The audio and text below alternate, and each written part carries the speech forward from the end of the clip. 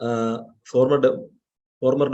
Jiju Krishnan, former domain expert, integrated local governance management projects, now in ILGMS state cell at the Directorate of Panchayats, Kerala.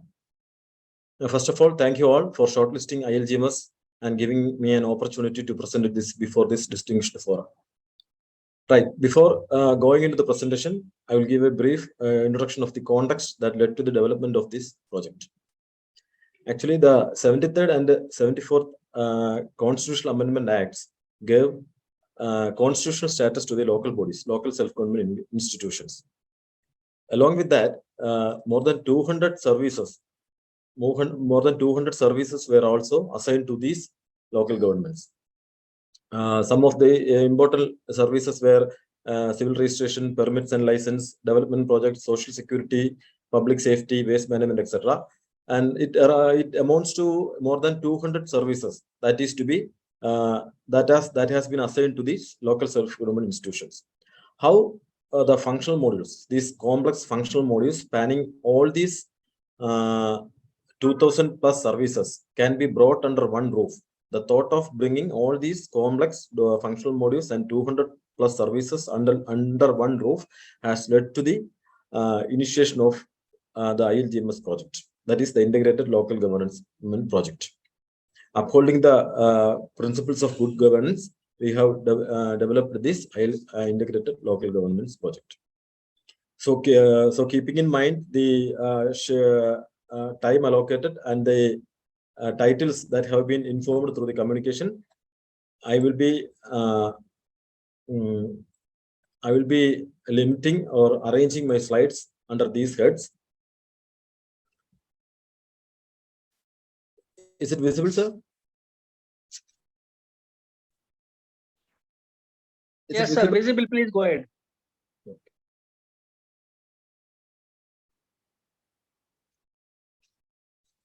Okay. These are the titles that will be discussed in my presentation. So, what is the uniqueness of this ILGMS project? I have already told that this is the ILGMS is an integrated ERP-based cloud-native workflow application, and I will be describing what is the uniqueness of this application. Before that, I will be describing you about the earlier service delivery scenarios in the government offices. There, even though there were numerous procedures and rules laid down for the service delivery, there has been no mechanism or no software to enforce the uniform procedures and good quality service delivery. That led to the innovation of the ILGMS project. What ILGMS have done that they have standardized the entire file process in the Grama Panchayat offices. They have standardized the entire file process across all the Grama Panchayats in Kerala. And the more unique feature is that when the applicant or citizen is applying or reaching a government office and he is applying for some service, he will be delivered an acknowledgement receipt with the service delivery time printed on it. Right? He will be delivered a service acknowledgement receipt with the service delivery date printed on it. How come this is possible? How can we ensure that the particular application can be serviced within that domain, within that particular date? There comes the importance of the contextual checklist, which is the most important thing of this ILGMS software. The contextual checklist ensures that for every application, for every service, there will be predefined set of mandatory checklists. It provides mandatory checklist, and the system ensures that the input is complete in all respects for time-bound decision making. I once again repeat, the system ensures that the system prompts the officer to collect or to check the mandatory checklist that has to be there. That mandatory checklist has to be there so that time-bound decision can be taken, and hence the software automatically records the service delivery in the acknowledgement receipts.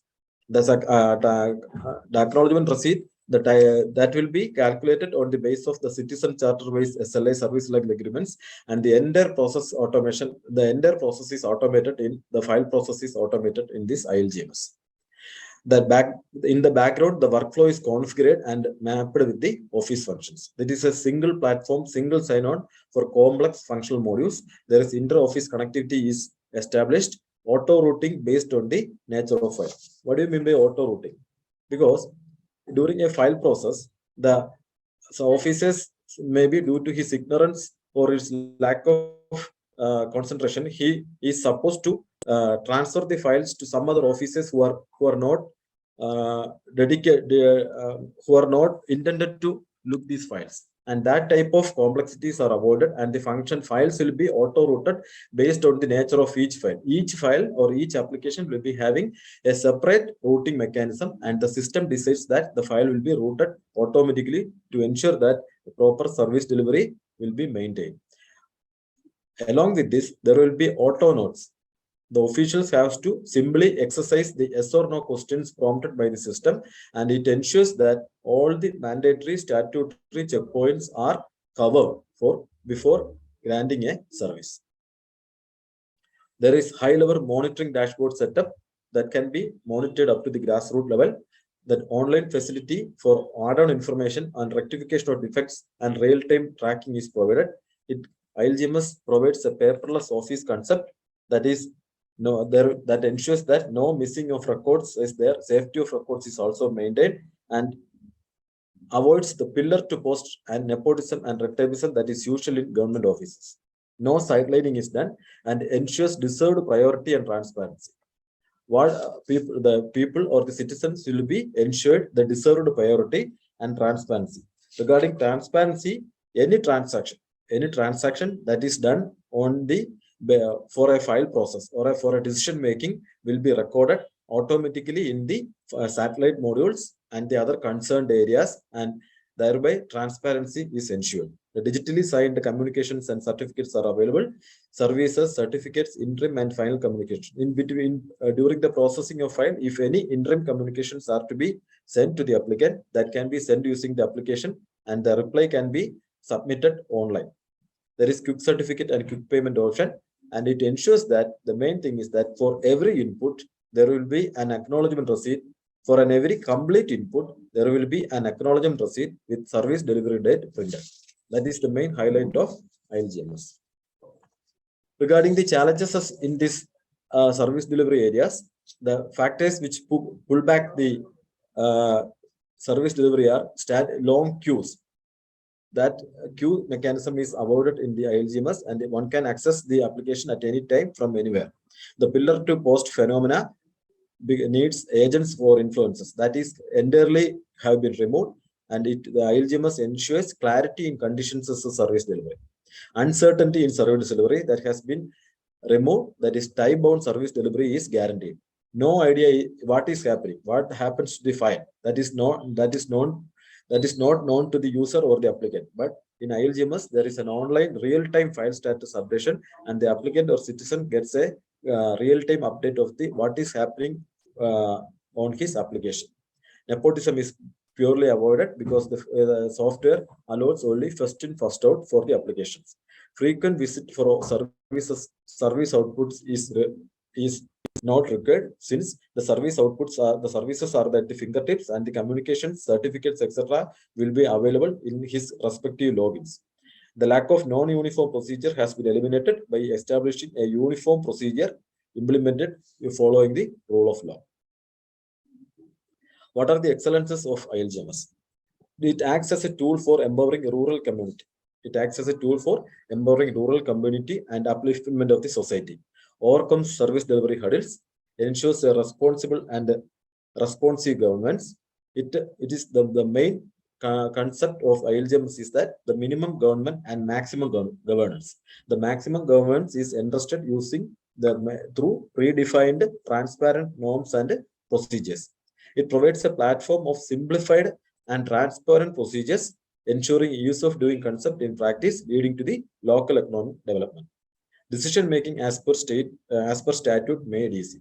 One of the definitions of governance says that governance is the process of decision making, and that decision making can be influenced by many factors, many irrelevant factors such as ignorance of the officers who are handling the application, his lack of concentration, his mood swings, and that The ILGMS ensures that these irrelevant matters are not influencing any of the decision taken by the officers while processing a file. The officers have to just process the files as it appears in their email inbox and ensures seamless file flow as per statute. Highly effective monitoring dashboards at state level to track file processes up to the grassroots level made a feel that the system or government is there for the common man. That feeling has been created among the common man that there is a system or government which is responsive and responsible. The software ensures statutory checkpoints specific to each level. For each level officers, the officers who are handling the file, they are entrusted with the statutory checkpoints at each level. There may be some clerks will be there, some superintendents will be there, some secretary Gram Panchayats will be there. For at each level, the statutory checkpoints will be ensured by the system itself. System will be prompting questions concerned to maintain the statutory checkpoints, and the officers has to exercise simply yes or no questions, and these answers will be recorded in the file as their observations. As part of the ILGMS, the service facilitation has been shifted from front office centered front offices to houses. Earlier, the Gram Panchayat offices there was front office at the in front of the offices, and the services were more, the people used to stand in crowded at the front offices. Now it has been shifted to the offices, which provided more time for the officers to process the files. Service delivery can be assured without the physical presence of officers. It was relevant in times of the pandemic. Drafting and predefined templates for communications are also available. Drafting, we have to just select from the combo to whom these applications or these communications are to be sent. The application will be collecting the required documents from the file itself, and the communications will be automatically generated. Since frequency of citizens visits to offices was minimized, because the earlier the citizens will be visiting the offices frequently to know about the status of his applications, and the officers will be engaged in answering the queries to these citizens. This time was minified, and this in turn earned more time for the officers to process the files. The governance process has been simplified. Ensures or upholds all the characteristics of good governance. Service delivery time fixed for an input is scientifically distributed. That is another main thing of the ILGMS is that the service delivery time fixed for a service is scientifically distributed among each official user as a threshold time. Any lapse in the processing or any lapse in the threshold time will be alerted to himself and to the higher ups, and the rectification methods can be adopted. There is provisions for sending SMS and email facility within the file itself. This is the citizen-centric view. I was discussing about the ILGMS application, which was office-centric, and this is the citizen-centric view of the ILGMS application. That is the citizen.lstkerala.gov.in. The 250 plus online services are made available for the public 24/7. Digitally signed certificates, online payments, and file statuses are available. Online access is through multiple modes: mobile, laptops, help desk, Akshaya Index, etc. There will be also citizen service portal is also provided with a uniform checklist for all citizen services. No more queues, no more physical presence. The broad Gram Panchayats to the fingertips of the public. That is the main advantage that is getting to the public, and the facilities will be there. If there is any communication or any rectification needed in the application for the service to be granted, the rectification communication will be sent to the applicant, and there is facility for removing the rectification. For addressing the rectification, the public can submit online itself the rectification communications. The scalability and replicability defined 2,500 plus 3-tier structure. I already described that around 2,000 plus services are there. For each services, we have described or defined 150 characteristics. The masters, there will be global masters for the checklists, fees, checkpoints, file flow, service delivery, etc. The 150 characteristics are not hard-coded. That is the main thing. The 150 characteristics for each services or each of the functions is not hard-coded and can be configured by the department itself. For example, if there is a new service that has been vested with the government and there is any hike in the fees for a service, that has not to be reported to the software development team or software team. The department itself can configure these type of changes, and that is, it is not hardcore. Configurable workflow mapped with Office functions and citizens charter-wise SLIs. By configuring Global Master, the software can be replicated across other departments. That is the main more point. The applications can be scalable to any department by suitably configuring the Global Master application. Regarding the roadmap, the project kicked off with a brainstorming session spanning all stakeholders in 2017, constituted a domain team and technical team, developed the Global Master application. It was a phased rollout was done. The first phase, it was rolled out in 153 Gram Panchayats in September 2020. The second phase has been rolled out in 153 Gram Panchayats, and citizen service portal was also rolled out in 2021. Then it was, due to the heavy transaction and huge loads, it was shifted to cloud server, and the final phase has been rolled out in April 2022. We can go through a file count of the ILGMS. It was deployed in all Gram Panchayats in April 2022, and you can know that the number of files is 51 lakhs plus 51 lakh plus 51 lakhs 53,482, and the number of files disposed was 44 lakhs 40,345, amounting to the percentage of disposal to the 86.16%. 51 lakhs files has been received through ILGMS, and among them 44 have been disposed or service has been delivered. Thank you, sir. That's all from my end. Any questions? Thank you, sir. Very good work. In fact, it is not easy to dispose 44 lakhs files. Very good system. And it is possible within a short period only through digital medium. Excellent work. Please. Thank you, sir. Thank you. Yes, good work, sir. Because to bring out efficiency in the system, we need to have this type of apps and programs. Thank you. Thank you, sir. Thank you.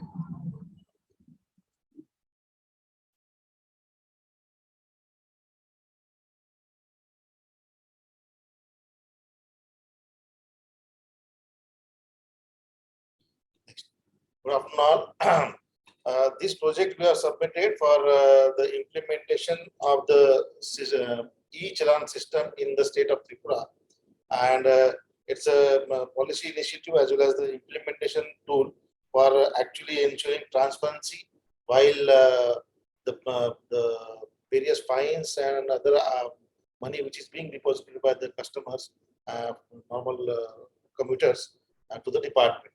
It was formally inaugurated by our Honorable Minister for Transport, Shri Pranajit Sinha, on 5th April of 2022.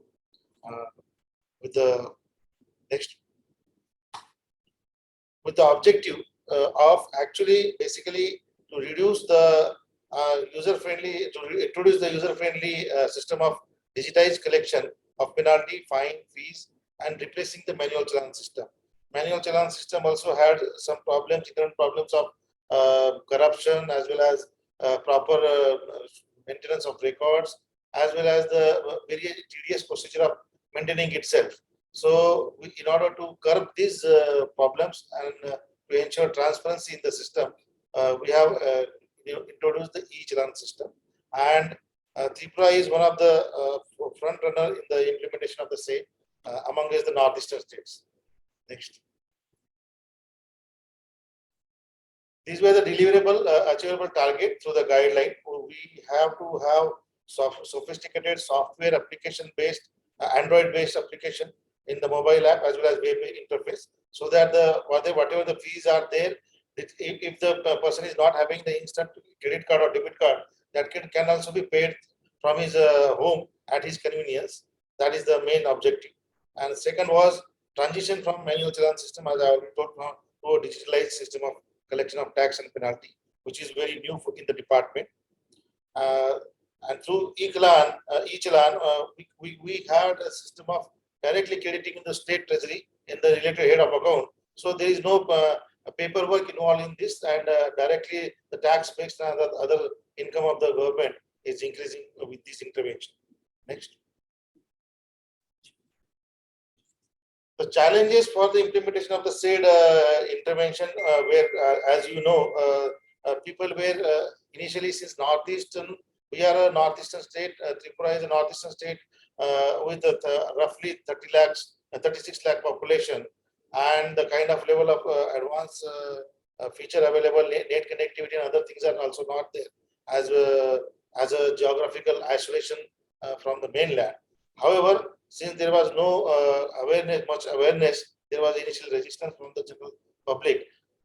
Then there was they were thinking if police is now or other the fine collecting agencies are might do some frauds, something like that. That was also a fear in the minds of general public. Then also it was resisted by the implementing agencies and enforcement personnel that this is the additional headache, particularly the older age persons like constables, which are more than 50 years. They were saying we will not be able to handle this. We don't know if anything goes wrong. I will have to pay from my own pocket. All those implementation challenges were there, as well as we being a northeastern state. Everywhere the network connectivity is not there, particularly in the network shadow areas. Implementation of the same was a challenge for us. So we had done homework for the same before implementing this policy. Next.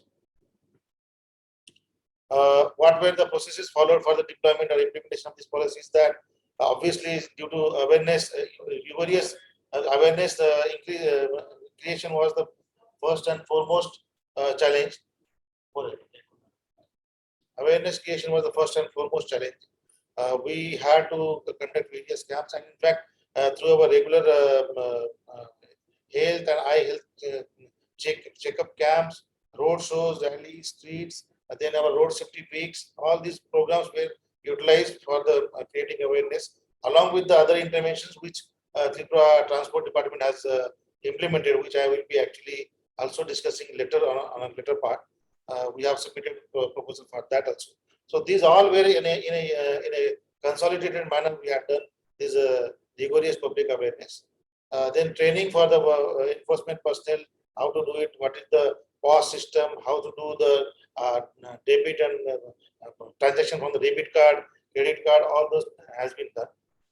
As well as since it's a coordination, because the only enforcement personnel not only requires the officers from transport department, but it also requires department from police as well as district and subdivisional administration. These coordination meetings were done for their greater coordination as well as the transmission of the information, so that there is no hassle in implementing each other. Next. As you can see, the results of the intervention, that initially there was a hiccup for revenue collection, but the moment people, the word got out and they said it's a foolproof system, then people are also started responding to it. They are preferring to do the online transaction, as well as there was no habit here in the state to carry the plastic money, that is a debit card or credit card. Most of them are utilizing cash for the purpose of transactions.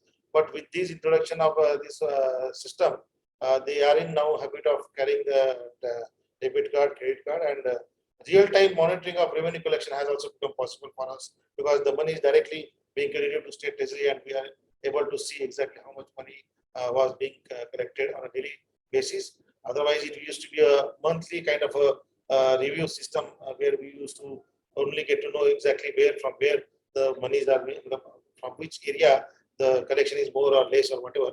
So the corrective states things are also being taken up, and the review has become fruitful.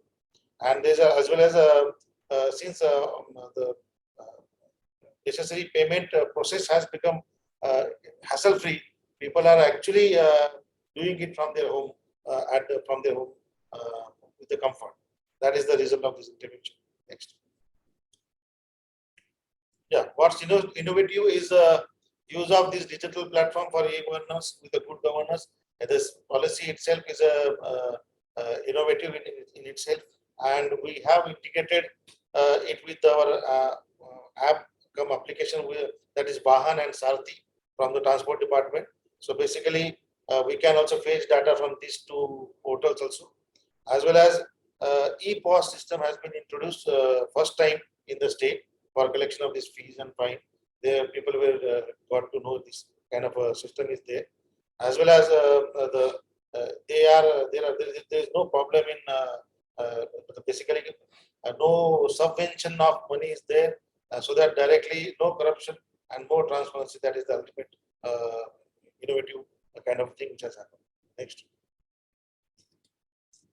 Future plan and opportunity for the same is that actually basically we have this app right now in only English and Hindi, which will be extended to local language, that is Bengali and Kokborok, and so that the people are also the other people who are using the local vernacular language are user friendly kind of a thing will be introduced, as well as on a sustainable basis, so that it can sustain. As well as we are now bringing the traffic challenge which are related to court cases also to be brought to the payment can be made through this app, so that it will sustain on the regular basis. Next. This is some of the photographs and the news items which have appeared in the various medias, online, offline, and you can see people are there. They are seeing first time they are doing it. In fact, Tripura is amongst the northeastern states is the first to launch such kind of a system. Next. These are the photographs taken in the connection penalty. Next. We are actually implementing. It's not basically initial enforcement drive was not on a punishment mode, but it was more of a sort of a education mode, so that people are aware of it. Next. Thank you. Thank you, sir. Good project. In fact, many states have already adopted it, but still, I think the corruption is still going on, as the police officer or transport department take the offenders to the roadside and negotiate out of the way. That is still an issue. And I think Tripura and other states are also no exception to this. This still needs to be done. Thank you, sir. Sir, that is there. You are saying that they are taking to the roadside and negotiating, but that is the key, sir. We have actually informed the general public. Now they are preferring. They are saying, "You challan me, I will pay from my home." So that is the innovative thing has happened, sir. Sure. But it will be interesting to examine whether there is some tangible increase in the revenue in the pre-era and now in the digital challan. Has yes, the revenue really increased? We have introduced it from May 2022, sir. So we are actually taking the figures for every month. I am reviewing it. After some time only, I will be able to actually say how much revenue has been increased. But as of now, in the 4-month data suggests that whatever the revenue collection was there, it has doubled, sir. Sure, sir. Thank you, sir. So, with introduction of your project, are the traffic offenders number of traffic offenders have reduced, or some impact on the public as well? So traffic offenders not as such great, but sir, actually the convenience of the people this has increased, and the compliance to the payment and other things that has increased, sir. That is for sure. Okay, thank you.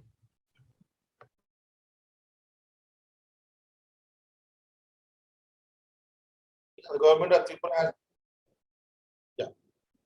Tripura has brought the notification regarding the operation and regulation of guideline for e-rickshaws in the state. So this guideline and this policy intervention has a 4.5 years experience as of now, as we speak. Next.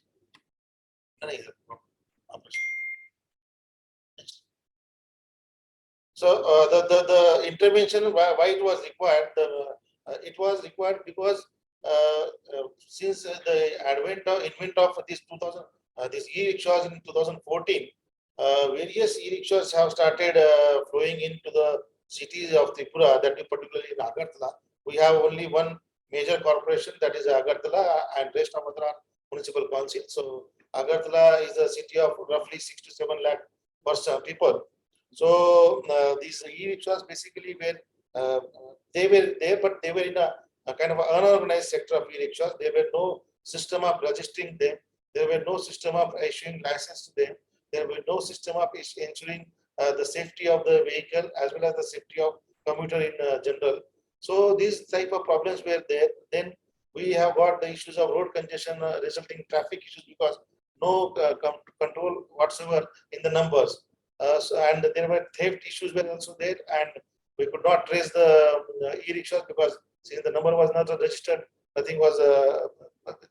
Police were not very helpful. I think it was not helpful for them for any clue.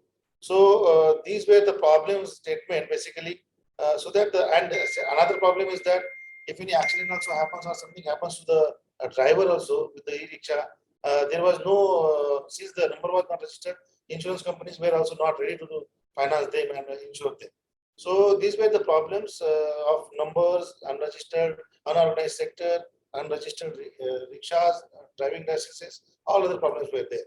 So by seeing this problem, the government has thought about it and thought, let us have the policy and the system of operating and maintaining these e-rickshaws in the city. Next.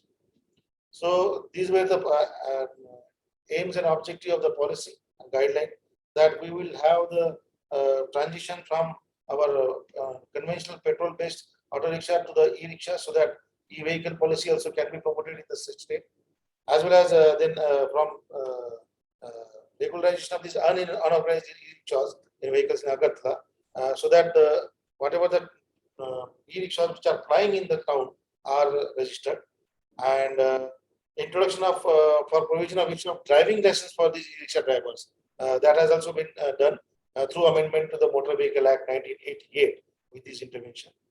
We have to have, in order to have proper registration records, we have to target the congestion as well as the theft and accidents also. So that was also one of the objective of this intervention.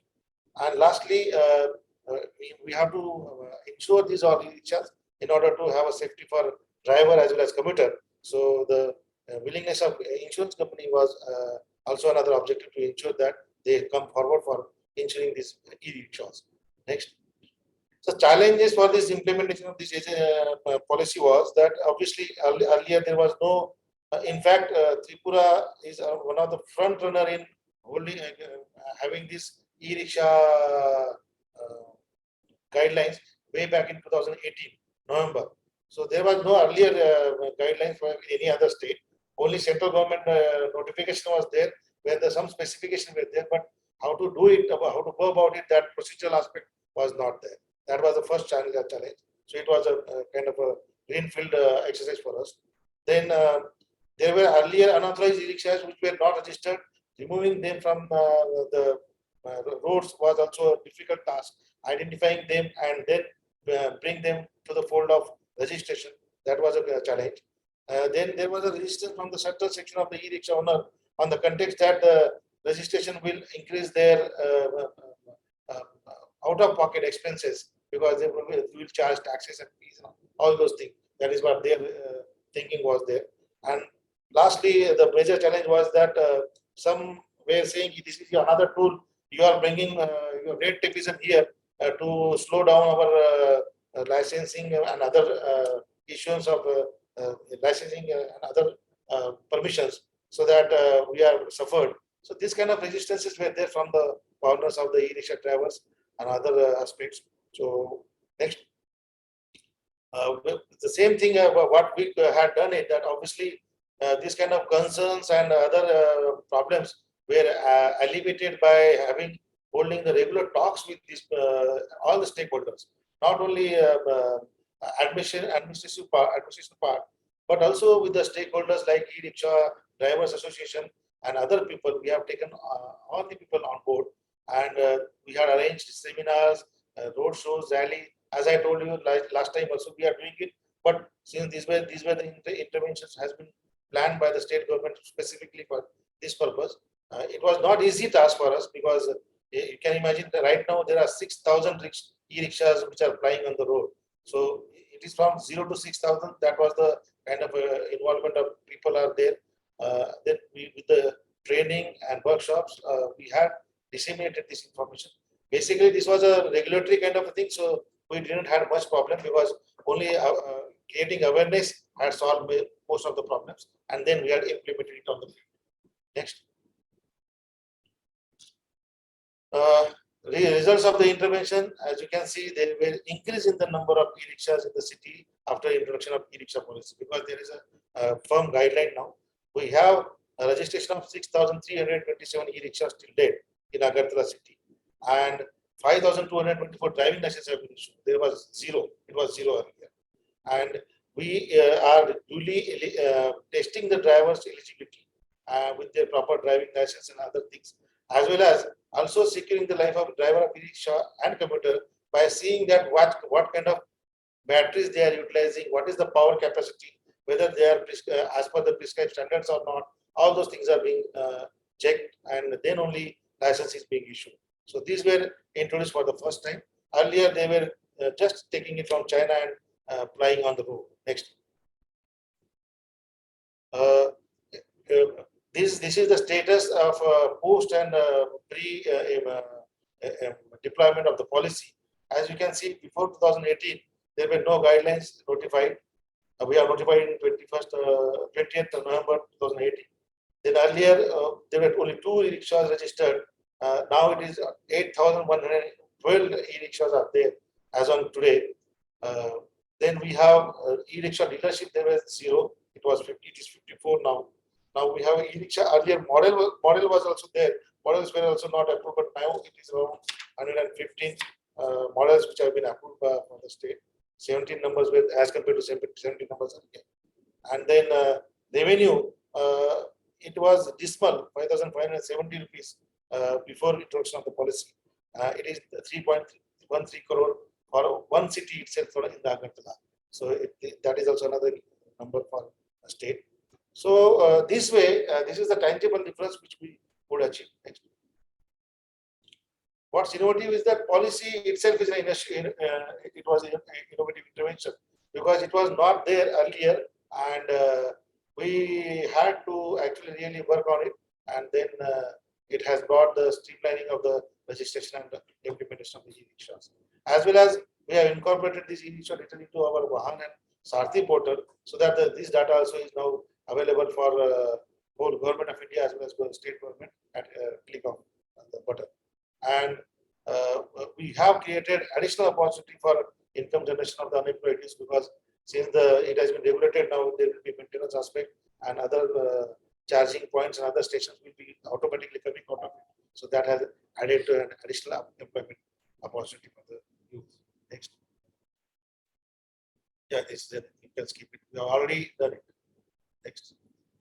Future plan for the policies that obviously this will be scalable. This was implemented in the one city of Agartala. Now it will be replicated. It will be upscaled to other municipal councils in the other 7 districts of the Tripura, as well as dealership license. We will have to increase it as compared to limited to one state.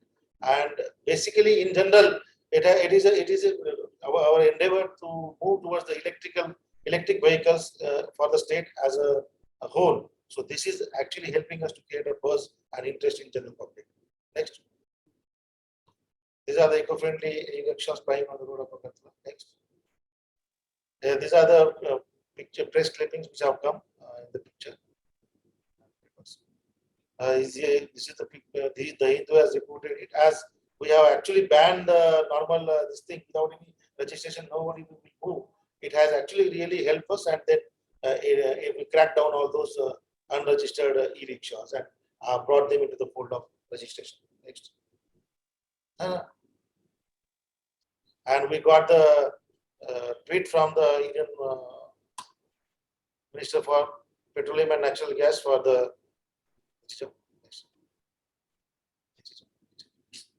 last.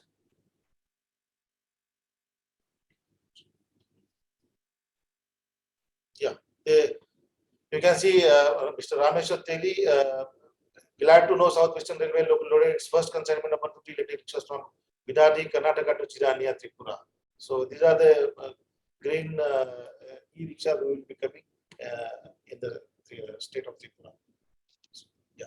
Next. Thank you.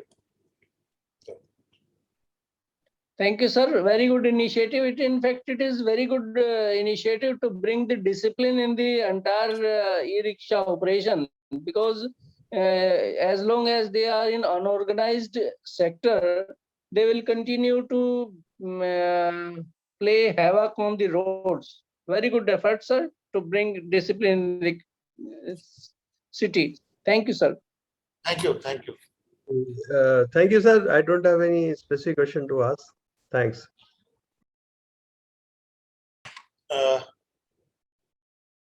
We have started. We have adopted Tripura electrical vehicle policy on 2022 on 1st June 2000 on 31st May 2022, and it has been already notified in our Tripura Gazette. The policy period is for 5 years. Next. Obviously, why this policy and what are the objective out of it is that basically we have to move from our normal conventional transportation method that is based on the fossil fuels to electrical based mobility. So that is why this policy is drafted, and we have thought of converting at least 10% of the moving fleet, that is 60,000 vehicle in our state, to the electrical based mobility. So containment of greenhouse emission in the transport sector, that is also another objective. Then reduction in the petroleum consumption, as well as the economical transparent medium for actually we are one of the lowest income group states, so that is also conducive for the general public in the state. Reduction in the noise pollution to ensure eco-friendly atmosphere of Tripura, as well as for the tourism aspects. To tap the state's surplus power production, we are a power surplus state. We are already producing more power through gas, so we can also utilize. We don't have any power issues for recharging these vehicles, and to promote Tripura as an eco-friendly tourist destination, getting with its pristine ecological beauty. Next. Yeah, these are the deliverables we have targeted for. Actually, e-rickshaw we have already targeted that shift it, and that is also increasing on the road. But apart from that, the policy also envisages that government of Tripura, whatever the government vehicles are there in the department's use, should be procure only e-vehicle henceforth. So that also is the intervention which we are targeting. And with the advent of this electric vehicle, we are also thinking that roadside business avenues, maintenance, charging station, all of those will increase and will also increase the livelihood opportunity. That is also we are eyeing for. Challenges, obviously, it is the new concept. Not everybody is if any accident happens, then only that thing comes again and again in the minds of the people that these are not safe. They are actually, they can take burning or something like that. So that reservation of the people towards the driving range, as well as the vehicles acceptability, safety aspect, is the biggest challenge.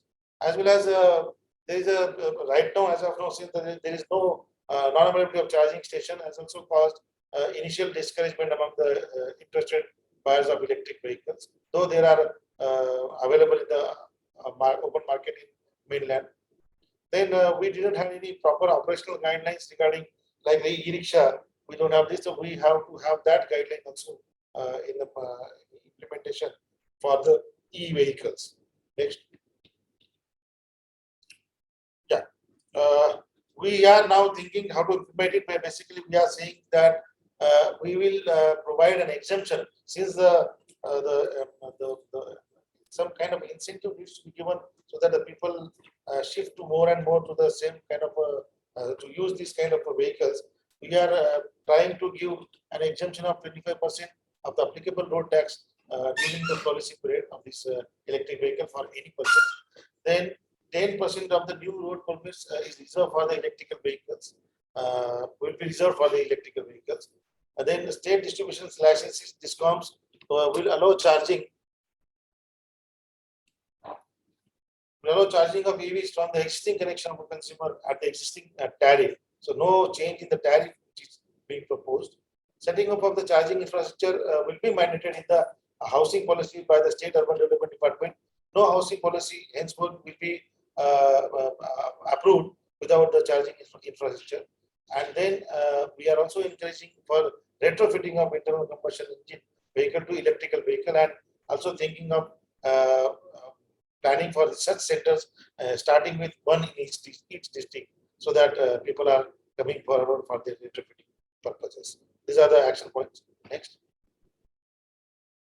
This is the segment-wise target for the policy period during 2027. We are policy aiming at 10% of the total vehicle as on road, that is 60,000, out of which we are targeting two-wheelers in 42,000 number, three-wheeler in 10,000, four-wheelers 7,500, buses 500, that is total 60,000. We have taken the initiatives of procurement. Already instruction have been issued for the department that procurement of e-vehicle for government use. Then we will have to have charging points also wherever the land and the space is available. Obviously, it is available in the government establishment. So we will try to exploit that location also for the charging point. Then parking lot for the electrical vehicles in motor station will be earmarked so that they can be parked properly. Use of e-vehicle for high officials, if they utilize it, then obviously the impression and the word will spread towards the lower end, like chief secretary, chief ministers, honorable ministers, they will utilize it. So obviously that will translate down. That is what we are hoping. And as of now, we have in our state 375 three-wheelers and 8 two-wheelers has been already registered under triple e-vehicle policy since the launch of its adoption in 1st June 2022. As you can see, though the period is very small to say the intervention is there, but numbers of electrical vehicles are starting to increase, and government department, we are hoping that government department will also procure the vehicle, and the numbers of in general of the electric vehicle will increase in the state of Tripura. This is the future plan for actually making compulsory for purchase of electric vehicle by all government department. Then the conducting of vocational workshop trainings for the drivers and mechanics, charging staff, everything that is also planned for the purpose. And promotion and encouragement for setting up recycling business of expired EV batteries and other ancillary equipments for the vehicle. This is the picture of coverage of electrical vehicle policy launch in the state of Tripura. This is the Indian Express which have covered it. We have notified the Tripura Industrial Development Corporation also started giving orders for e-rickshaws from their own schemes. These are the charging stations which are installed in at our civil secretariat to start with. Thank you. Thank you, sir. I think in due course it will catch up. Still initially it takes some time, but in due course definitely it will take increase the numbers of EVs in your state. Thank you, sir. Yes, yes. Definitely, your state has taken a very good step to go away from normal petrol or diesel vehicles to electric vehicles. It's a good initiative, and I wish you all the best. Thank you. Thank you. Two category based or so. This is another proposal which we have submitted for the jury to consider. Basically, we want to showcase that the very hard work has been put in, and rigorous rigorous trainings and other efforts, we could achieve a good number of completion of PMAYG houses. It may be a number for general public, but it can be used as a best practice, which can be emulated by any other northeastern states of our similar scale, or otherwise also can be upscaled by the any other government from the mainland.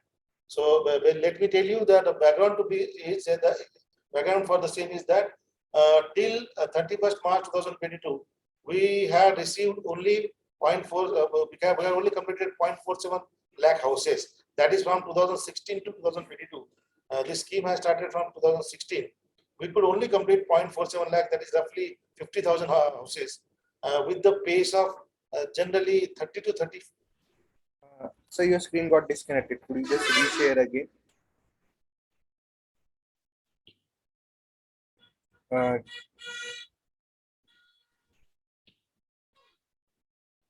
Now is it visible? Full screen.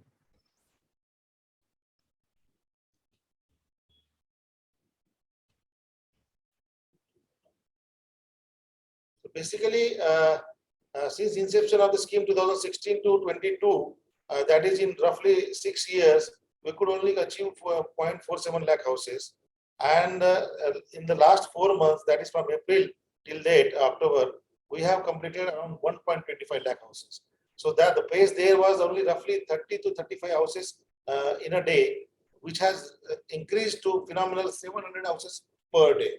So this is the scale which we would like to highlight and basically impress upon, that too in a northeastern state like the Tripura.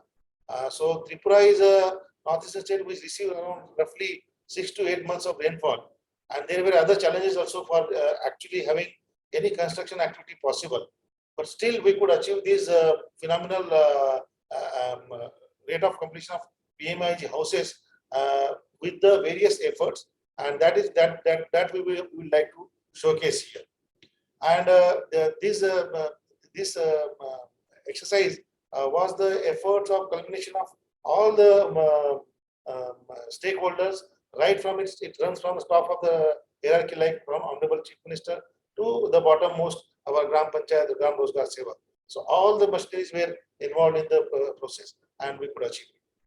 The biggest challenge for the scheme was the allocation. Every year we could only used to get earlier 10 to 15,000 houses in a year, but we have made special efforts, and only Tripura and Assam, these are the only 2 states in the country for which the ministry has revised the definition of the Kachcha house.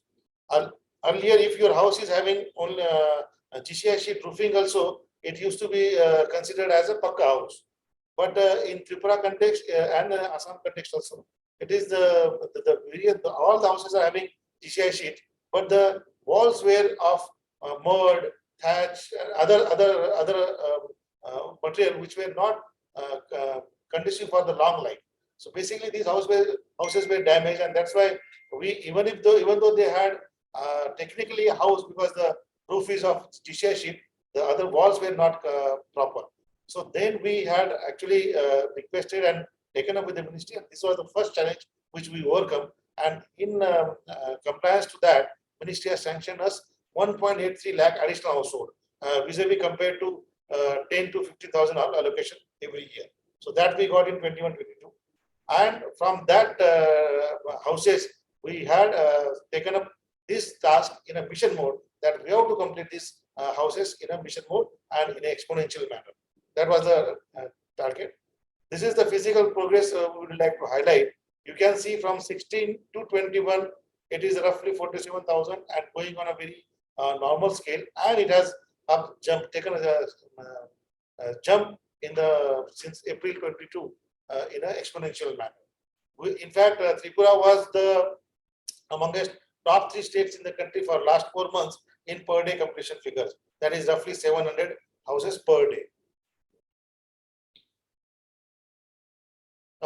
In the expenditure figure, financial progress also, roughly total expenditure of 2,641 crore has been done since inception of the scheme, that is 2016. But an expenditure of 2,000 crore has been incurred during the last 18 months, particularly in 4 months, I would say in 4 months, last 4 months, and it was roughly about 3.5 crore per day. So you can imagine that kind of a boost we have given to the rural economy, and it has generated employment opportunities.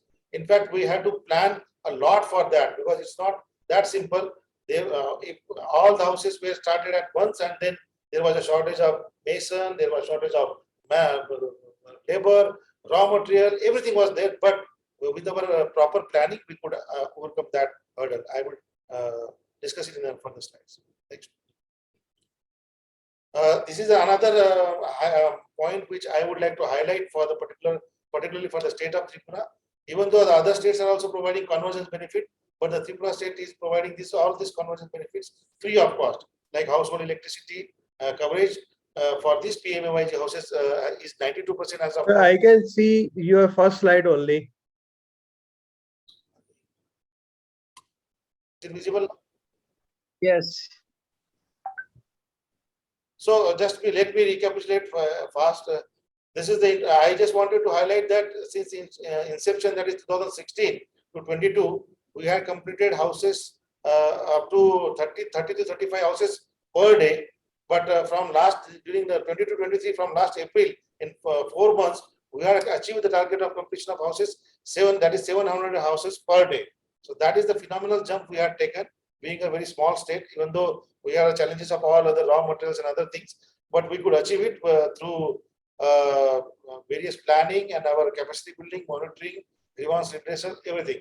So that is what we would like to dwell upon in these slides. Is this slide visible now? Allocation of houses from GOI. Is this slide visible? This is the first and foremost challenge we have overcome. That is what I wanted to highlight here. That you have heard me earlier also that we have revised the definition of Kutch house, and that way from the ministry we could get the 1.83 lakh additional households, which is a very huge in itself in term. And we are able to actually complete out of 1.83 lakh as on date, 1.25 lakh already been completed in a phenomenal manner. Next slide, physical progress. Is it visible now?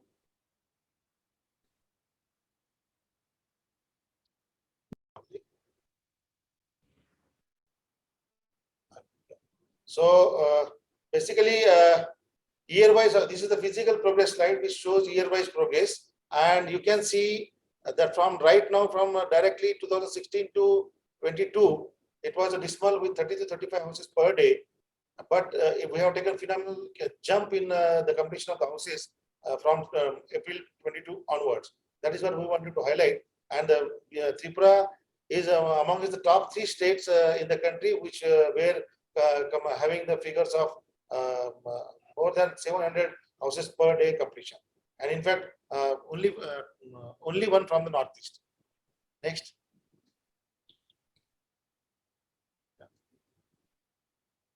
Can you see the financial progress slide? Yes, sir. Yes, sir. Now it's moving, sir. Yeah. So basically, out of this 2000, we have incurred till date from 2016, 2,641 crore expenditure has been done. However, out of that, 2,000 crore has been done in last 18 months. So in fact, it's not even 18 months; it's last 6 months only, with average daily expenditure of around 3.5 crore. And you can very well imagine pumping 2,000 crore in 5 to 6 months in the rural area has really boosted the rural economy and generated the employment opportunities. In fact, it has posed us the serious threats of labor shortages, raw material shortages, and all. But we have overcome that with the proper planning. That I will discuss next. Can you see the benefits of convergence slide? Benefits to convergence in completely household.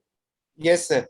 Yeah, thank you. So basically, Tripura is the state. Tripura is the only few states which are providing convergence benefit free of cost. In fact, other states are also doing it, but some beneficial contribution is there. But we have till date, we have achieved 92% in electricity, household electricity, 87% household toilet, 77% household LPG connection, and household tap water. That is 77%. This already these many houses have got these facilities, which we have got. We have completed. So that is also another achievement in itself. Next. Yeah. So how could we achieve this without because there were huge challenges to achieve this particular task and this best practice. So basically, this could not be achieved without proper planning. As everything without planning, nothing happens. We had to have planned for everything. We have arranged gram sabhas at each and every gram panchayat level. In total, 3,532 gram sabhas have been organized. We have roughly 1,176 gram panchayats in our state. So 3 gram sabhas have been organized to start with. Total meetings have been done innumerable time. However, the bigger meetings like at the level of Honorable Chairman, Honorable Minister, Honorable CM Sir, Honorable Deputy CM Sir, Honorable Minister of State, Chief Secretary Sir, Principal Secretary Sir, everyone was involved in the process, and we had a meeting with all the stakeholders. Then obviously the number was huge, 1.83 lakhs houses. So we had to plan how many bricks will be utilized, how many cement bags will be required, how much timber, how much labor, do we have the mason requirement in our state? If not, what is the calendar schedule for their planning? So basically we wanted to complete one house. If it starts, we wanted to complete it within a month. So what is required for completion of one house in a month has been planned. And accordingly, obviously there were shortcomings. We have our own engineering wing. With their help, we had planned it. If material was not there, we have outsourced it. Mason shortage was there. We have trained them so that there was no shortage of implementation. And lastly, we had scheme saturation tracker also was rolled out so that everybody, like right from the Gram Rozgar Sevak, videos and DM collectors, everybody knew what is their target and what amount of houses they need to complete within the time. So that has also helped us in actually reviewing the progress. The another aspect which comes for the implementation is that capacity building and handholding support. This was very much required because even though we were actually traditionally doing our house completion, but since this particular scheme is beneficiary led, it's not it is not done by the department itself. Beneficiary himself is the implementer of the scheme. We have to actually sensitize the beneficiaries. We have to train them. What kind of models, what kind of houses they can take up, what is the low cost model, how the resources can be utilized, what kind of installments they will be getting, how to utilize best, how to put the best use of your installment. All those things have been done in workshops. We have done the dedicated training for the masons. We have our own construction workers training institute of Tripura in Kumlung, that is 30 kilometers from Agartala, where we have done the dedicated training for the masons. Also, we had done various interactive training programs for the field officers also, because they are the ones which will go and monitor the progress of the house, and based upon their responses only the installments were supposed to release. So if they do any error in calculating the progress, that will ultimately affect the total completion progress of the scheme. So we didn't want to actually spare any effort. We didn't want to left any stone unturned. So that is what the planning has been done. Then obviously after planning and after capacity building, monitoring is the thing which comes next, and it has been done very rigorously.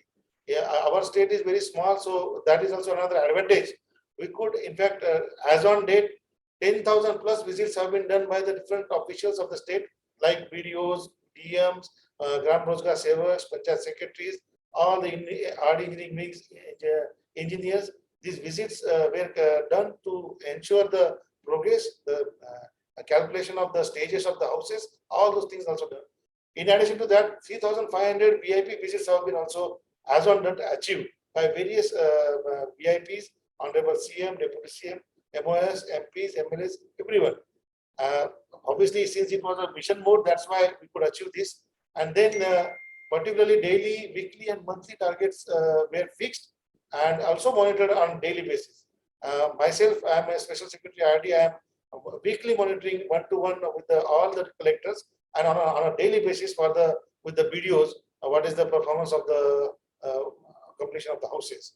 Also, for faster transfer communication, WhatsApp group has been formed, and in order to have, in the ambit of doing things rushingly, it should not happen that we will not follow the guideline. So we had also introduced the system of social audit of these villages wherever the works have been completed. The social audit is also being conducted side by side. So there is a check. It's not from the guideline. That is also has been ensured.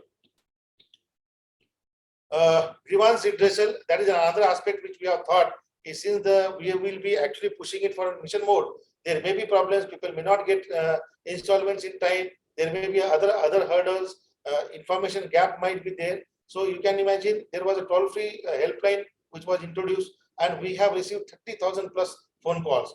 All the complaints, whatever the complaints were there, has been resolved. Most of the complaints were information nature, and as well as those who were ineligible beneficiaries. I got the houses, how will I get houses? Likewise, those complaints were there. So we have actually alleviated all their concerns through these phone calls. We don't have any CP grams complaint at our disposal, as well as Honorable CM's helpline also is there, where also we have got around 200 plus grievances, and all the grievances and complaints have been resolved. There were some road blockades in the implementation. There were various technical issues with the ministry. It was not like it was a very smooth road for us. It was very bumpy and with various hurdles. In fact, the software itself had technical glitches. We had to do multiple visits with the ministry and NIC. Then the fund, getting the fund in time was a challenge. However, we could overcome it because we have placed fund proposal within the time. And even if the central government has not released, the state government has top up from their own finance budget to the scheme, so that there is no delay on implementation part. Because once the momentum has been created, if we stop on the part of fund, then the beneficiary will be demotivated. Everybody will be demotivated. So that was the also planning has been done for the same, and finance department has cooperated us for the same. Then prices of material, all of a sudden. There is a since we knew that there will be a demand, so the vendors will increase the price of cement, timber, and all those things. We had asked DMs to conduct meeting with them, and we had actually conducted meeting with them, and we have kept the prices within the range so that it is available for the general public to construct their houses. That has also been planned, and on top of it, whatever the regular meetings were there, whatever the problems which has come, we have solved through regular review meetings. Sir, sorry to interrupt you. Yeah. Got like another 2 minutes, sir. Okay, just then another, as I said, this huge scheme was there actually without financial support and additional incentive would have not been done. We have taken 546 crore advance from the state government. So state government was in total support to us. Then special top-up loan, collateral-free top-up loan to the beneficiaries. This scheme has been launched by the state with the help of SBI and PNB. So which those beneficiaries we were not having any further. We wanted to construct their bigger houses. They could avail this, as well as we have also given loan through our state rural livelihood mission. That scheme is there, 7% loan within 7 days. So that has also provided more than 100 crore loan to the beneficiary and free conversion benefit.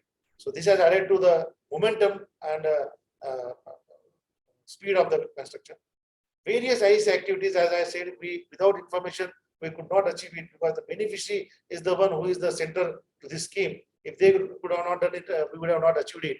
So through various videos, local cable channels, surveillance, ads in print media. In fact, we have gone and showcased them. These are the model houses. This way you can do it in the local languages. It has been done. So that has also been has created impact. We have declared awards and accolades also for the same. We have felicitated beneficiary whosoever has completed the houses before the time, that is before 1 month or so. We have awarded them, felicitated them. We have declared the award for best performing districts, blocks. That has also enthused the implementing machinery to work more hard. And VIP visits of VIP houses to the beneficiary have actually really created the impact. These are I'm just finishing it off. These are the glimpses of beneficiaries workshop, field staff training, all those things. It's just on a symbolic basis. This is the mason training which is going on in our Institute of Construction Workers. Then meetings and planning, different level. It is right from starting from the CM sir, the Deputy CM sir, our Chief Secretary sir, everywhere it is, and being regularly watched. These are the VIP visit. Honorable Minister of State, Pratima Bhumik Madam, visiting the beneficiary's house. They are being felicitated for completion of the houses earlier. And then what we are planning is that this is the scheme which can be upscaled and taken up by northeastern states. In fact, when we are shown this to the other northeastern states, they are really appreciated it because they are also geographically and other terms they are similar. So it can be upscaled as well as on a sustainable basis in the future also. We are motivated that whatever the remaining targets we get on a saturation basis for this state, we will be able to achieve it because we already know it. We have it in our knowledge base also, and now in a momentum mode, mission mode, we can always do it. So that is the strength of this best practice we had. So this was all the aim of showcasing it, so that even a small state like Tripura, with the mission mode in mind, what can be achieved, and it can be showcased and also scalable and transferred by the other states also. So thank you for the hearing. Thank you, sir. Congratulations for ramping up such a this construction activity. Just the 1.2625 lakh houses after April. It is a really great achievement. By the way, what is your ultimate target? How many houses you want to complete? What is the ultimate target? Ultimate immediate target is right now that we have 70,000 more houses. So 70,000 houses will be completed by December 8. That will be a problem. So after that, this entire program will be over. No, sir. The moment we do it on a saturation basis, we will be requiring another more 1 to 1.25 lakhs houses in order to saturate the state. So it depends upon the allocation from the ministry. So it also depends upon our performance. So if we complete it by this time, they will be having more confidence in us. So that is how it works. So hopefully by the end of next year, entire house construction activity will be over. We are planning for it. Okay. Thank you, sir. Good work. Thank you. Thank you, sir. No specific question. Thank you, sir.